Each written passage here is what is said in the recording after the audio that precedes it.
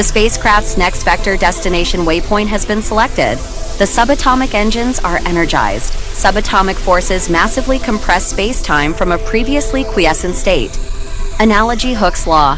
The space-time in the direction of the vector destination waypoint is massively stretched towards the spacecraft.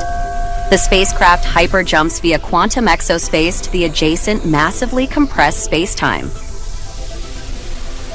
The massively compressed space-time has an effect on your field of view, such that there is evidently a substantive distortions and curvatures in space-time with a significant distance around the spacecraft. Photons traveling in straight lines from a background star field or planetary atmosphere encounter the massively compressed space-time generated by the spacecraft prior to the hyperjump. The photons follow the distortions and curvatures in space-time, hence the presence of the space-time refraction ripple in your field of view. The spacecraft disappears from the electromagnetic spectrum R1. Instantly, the spacecraft arrives at the predetermined destination, vector objective waypoint. The waypoint is projected from the spacecraft by a vector objective gamma beam. The spacecraft reappears to the electromagnetic spectrum R1. Space-time decompresses, de-energizing the subatomic engine. Space-time relaxes back to the quiescent stable state prior to the hyperjump. With the subatomic engines de-energized, there is no distortions and curvatures in space-time, propagated by the energized subatomic spacecraft engines.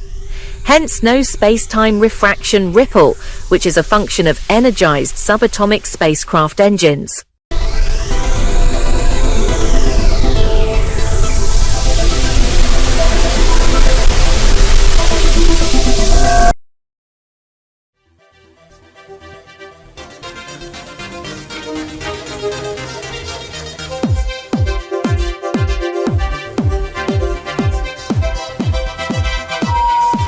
Ladies and gentlemen, hello and welcome aboard.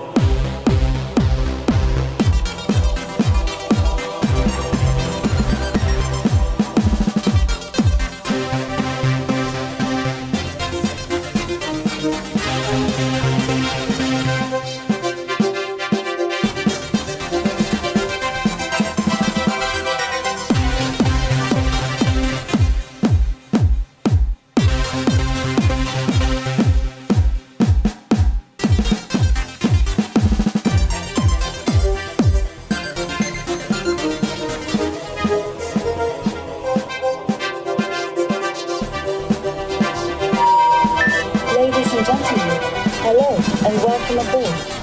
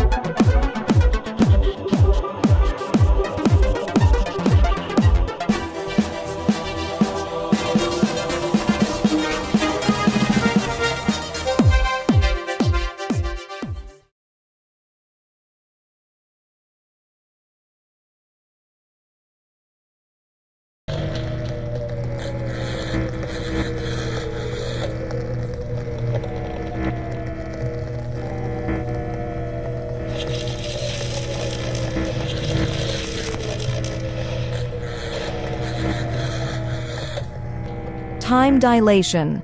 The energized force field around the spacecraft is invisible to the optical segment of the electromagnetic spectrum, hence invisible to the human eye.